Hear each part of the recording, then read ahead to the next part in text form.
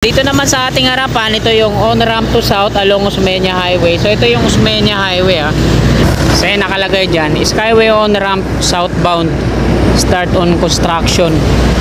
So ito yan yung pisa dito. Ayan yung dudugtungan. Silipin natin dito sa likuran ng tenement. Nagkaroon na sila ng outpost dito. Patungo yan doon. Bali, silipin natin. Ayan yung Paco Station. So dito muna tayo, silipin natin. Sa part na to ng right of way ng NCR, medyo makipot siya, no? Kumpara dun sa Algeciras na bukod sa rail track ng PNR, maluwag pa yung Algeciras Street.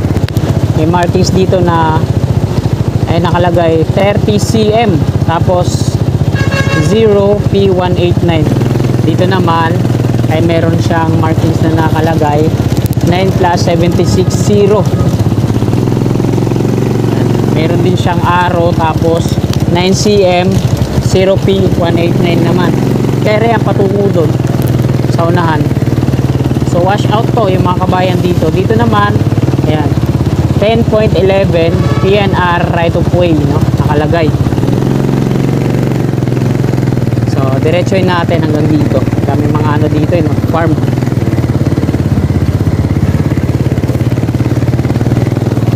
Mahaba yan hanggang dun sa dulo, no? Kung nakaraan diniretso ko yan, pero sa may tulay dead end na yun May balita ka ba kung madidemolish to yung tenement? Kung magigiba po. Oo. Madidemolish daw? Ito lang, dito lang. Itong tenement hindi na, no? Matagal pa po yung magigiba. Ay hindi, madidemolish din siya. Madidemolish din siya, kuya, no? Yung mga tenement dyan. Ayan, may mga markings ng PNR, oh. Wala yan, mga pointed lang yan kung saan tatamaan. Ayun, hindi pag sabihin kaya si may markings ayan, no? Zero tsaka ano. Ibig sabihin damay yan sa demolition ng NCR. Ibig sabihin Pero kabilaan. Kasi, hindi ito na census ng maayos Kasi 54 units yan. Opo. Ayan, nakalagay sa isang doon, unit, sa 54 unit, ilang building yan? Sa Kaya isang ang building. dami yan.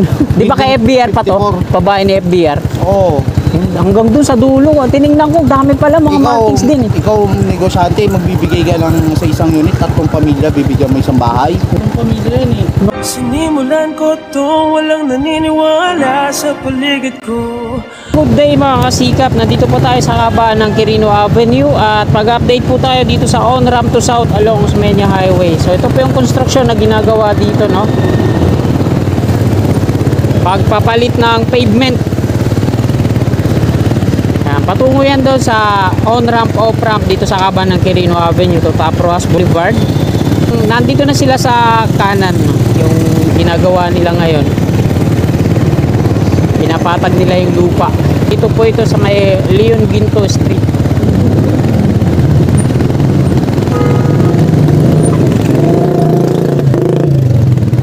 Tapos dito sa unahan, ayos na yung pavement, yung round culvert na yung ginagawa nila dito.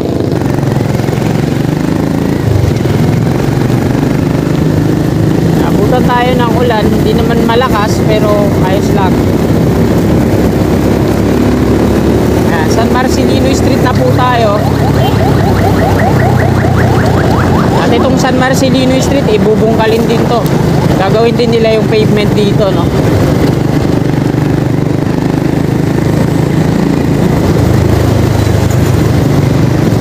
Ito na yung toll sa ating gawing kaliwa. Yung dalawang toll booth na yan para sa off-ramp yan galing south patungo dito sa Rojas Boulevard. Ayan naman yung on-ramp sa yung inakyatan ng kotse. At dito sa ating harapan, ito yung bakante dito sa taas. Ayan yung extension to Top Rojas Boulevard. So hindi pa yan nadudugtungan. At wala pang senyales.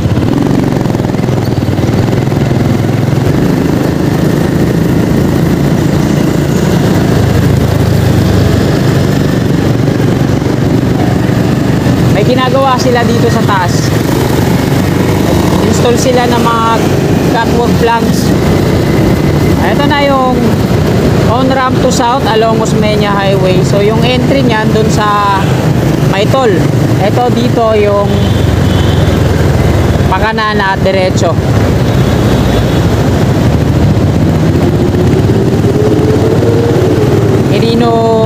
interchange na yan. Dito muna tayo silong. Mga kasikap sa Quirino Interchange. Yan. Yung gumagawa po dito ay Bauer. So yung barracks nila andun sa tawid. Ayan yung tatlong kulay dilaw na yan, na kulay asul yung ilalim. Ayan yung bentonite container tanks. Meron din sila mga heavy equipment doon.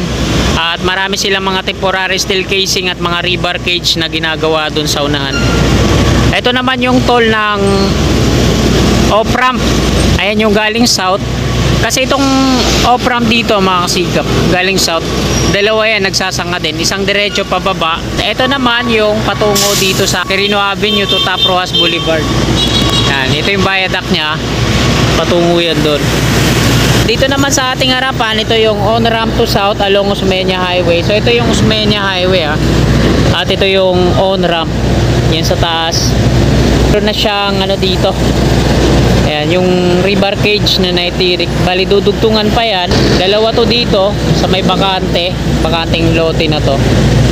Ito yung isa. Nasa likod ng malaking pier din na ito. Bali, ganito yung height ng pier column na gagawin ito. Tapos, ayan, dalawa dito. Tapos tatlo doon, hilera. Bali, 5 na yung nandito. Tapos nagdidrill na sila doon sa unahan.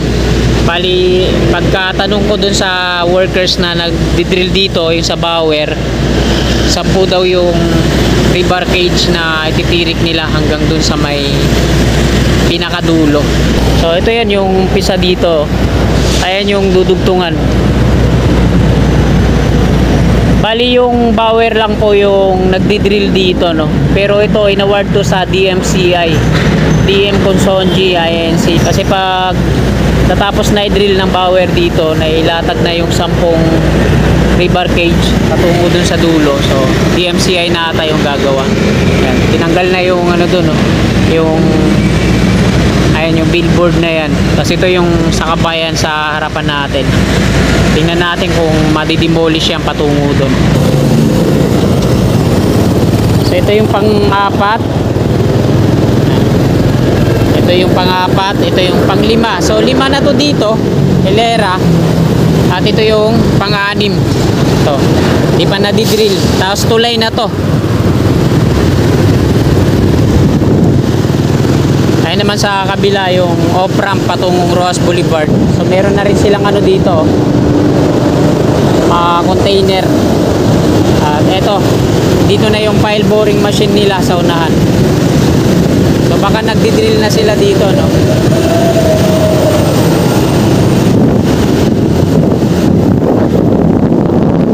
So hanggang dun lang yung mga wirings ng kuryente. Bumalik na ulit dito, no? So hindi na to apektado hanggang dito. Kasi hanggang dun lang yung 10 rebar cage na ilalatag nila. So ayan, Osmeña Highway na yan, San Andres na dun sa unahan. So ito yun mga kasikap.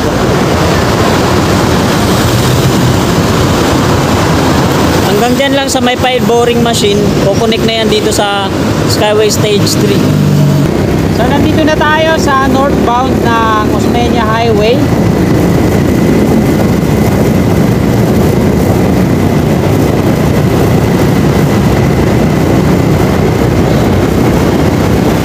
Ito yung tenement dito sa ating gawing kanan. Ayan yung pinaka-aabangan ko din, no? Pa-demolish yan pag nag-start ng North-South Commuters Railway Project. Ito yung viaduct ng off-ramp patungong Rojas Boulevard. Sa taas, ayan yung toll. Bali, 4 na counter yan. Ang exit naman niya dyan sa Pedro Hill Street. Ito yung binakura na kulay gray na yero. Ayan yung barracks ng Bauer.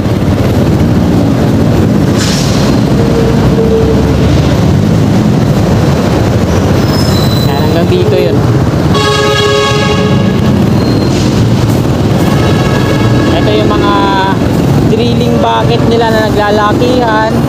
Tapos yung mga temporary steel casing. Ayan, dami ano. Ay binabound po yan sa mga na-drill nila kasama ng pundasyon, yung rebar. Hindi na tinatanggal yan. Ito yung exit, mga kasikap. Right. Kakanan po muna ako dito, no? Sisilipin natin dito sa sa may likuran ng tenement. Yung right of way ng North-South Commuters Railway. So ito yun, no? Nagkaroon na sila ng outpost dito. Patungo yan doon. Bali, silipin natin. Ayan yung Paco Station. So dito muna tayo, silipin natin. Sa part na to ng right of way ng NCR, medyo makipot siya, no? Kumpara dun sa Algeciras na bukod sa rail track ng PNR, maluwag pa yung Algeciras Street, pero damay pa rin yung kabahayan, matatapyasan ng 2 metro. Kumpara dito, no? Wala pang fencing na ginagawa dito. Ito yung port sa kaliwa, talagang wash out din to. Yan, R8 markings. Yan yung tenement sa unahan. Ito yung Riles, dalawa yung kabilaan, north and south.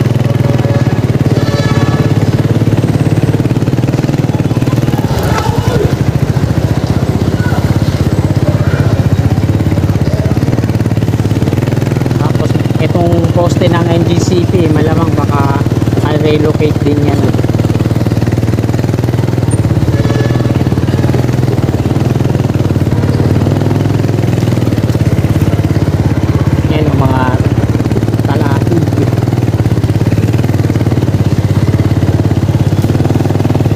Ito naman merong markings, may markings dito na nakalagay 30 cm tapos 0P189. So as dito din may markings. Dito naman ay meron siyang markings na nakalagay 9+76.0. Meron din siyang arrow tapos 9 cm 0P189 naman. Yan, hilere ang patungo doon sa unahan. So wash out to yung mga kabayan dito. Dito naman, ayan, 10.11 PNR right of way, no? Nakalagay. So diretsoin natin hanggang dito. Yan, mahaba yan hanggang dun sa dulo, no? Kung nakaraan din diretso ko yan, pero sa may tulay dead end na yun, Di na makakadiretso yan dun, no? Dead end na. Dito na lang tayo. Na po yung dulo niyan. Ha? Tulay? Opo. Hanggang doon lang. May balita ka ba kung madidemolish to yung tenement? Kung magigiba po. Oo. Madidemolish daw? Ito lang, dito lang. Itong tenement hindi na, no? Matagal pa po yung magigiba. Ay, hindi. Madidemolish din siya. Madidemolish din siya, kuya, no? Yung tenement dyan. Ayun, may mga markings ng PNR, oh. Wala yan, mga pointed lang yan kung saan tatamaan. Ayun, ibig sabihin, kaya si may markings, ayan, no? Zero tsaka, ano. Ibig sabihin, damay yan sa demolition ng Ito NCR. lang hindi dadamay. Ito, may mga markings din siya, ang dami, oh. Ibig sabihin, Pero ito kabilaan. kasi, hindi ito na census ng maayos, Kasi Oo. 54 units yan. Opo. Oh. Ayun, nakalagay sa doon, isang unit sa 54 unit, ilang building yan? Sa Kaya isang ang building. dami yan. Di ba kay FBR pa to? 54. Pabahay ni FBR? Oo. Hanggang dun sa dulo, tinignan ko, dami pala mga markings din, eh. Ikaw, negosyante, magbibigay ka lang sa isang unit, 3 pamilya, bibigyan mo isang bahay. Oo ngayon, no? Ang pamilya yan Ikaw matatamaan. Oo. Pero sa akin may iiwan. Salamat, kuya. Tayo makakasikap sa likuran ng tenement. Ito yung right of way ng NCR, dating PNR, no? Patungo dun sa dulo. So ito yung mga pabahay ni FBR mula dun sa Paco Station. Yan. Dito sa kabila, nakita ko naman yung mga yung mga markings. Tapos dito naman sa unahan, ayan, makikita natin na mayroong 6.2, 6.23, tapos 0 arrow PNR row. Tapos ayan, hanggang dun din, marami hanggang dun, no, lahat may mga markings ito, lera patungo dun. So ang tabayanan natin kung ano po yung mangyayari dito, kasi sabi nga ni kuya kanina, kawawa yung mga kababayan natin kasi bawat isang unit, ang dami mga nakatira dyan, so daming maapektuhan na pamilya, no. Tapos itatapon lang sa malayong relokasyon, yung hanap buhay nila nandito. So yan, kasi kagaya nga din ng pagkabanggit niya, no, na hindi na daw magagalaw to, dito lang sa kaliwa yung mapupuruan. At ayan mga kasikap, hindi na po ako dediretso doon, bali babalik na po ako dito. Tayo mag-end ng ating vlog sa may ilalim ng Nagtahan Interchange. So update na lang natin ulit mga kasikap. tayo dito. Puntahan natin hanggang pinakadulo. Ang daming kabilaan po yung mga markings po dito, no?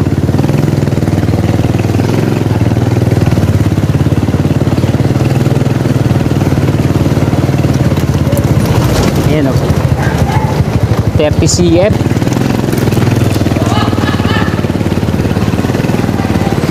Ano pangalan?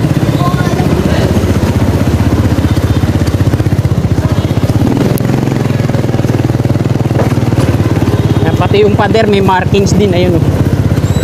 Arrow tsaka zero. PNR row. So hindi rin makakaligtas yung pader na yan. Ayan na yung ano, mga kasikap, yung Paco Station sa unahan natin. Bali, kakanan muna ako, tapos iko ako. Ito yung Paco Station. Ayan, meron siyang tarpaulin dito. South Commuter Railway Project.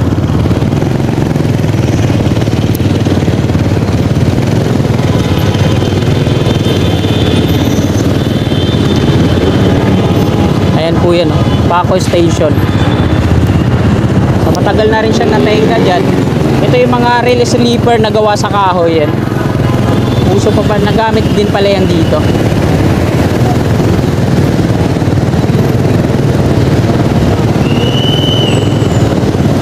Ayan, nandito na tayo sa Skyway, sa ilalim.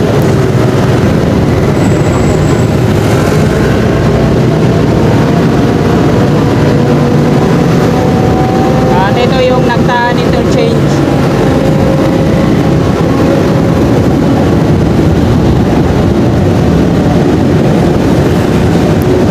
Plaza Dilao, Nagtaan Interchange.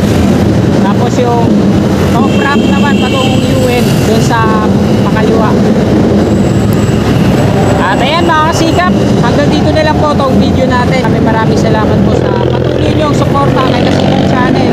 Bago niyo po sana lisanin itong video na to, sana palike po. At sa mga kasikap natin na naabot ng video na to na hindi pa po nakakapag-subscribe, at hiling po kayo na sumuporta sa akin, i-click lang natin yung subscribe button dyan sa baba sa gawing kanan at yung katabi niyang bell. Pinol po natin para always updated po lagi tayo sa aking mga bagong i-upload pa na video. Hindi rin po sana kalimutan ang aking FB page, Kasikap Moto Vlog sa Facebook.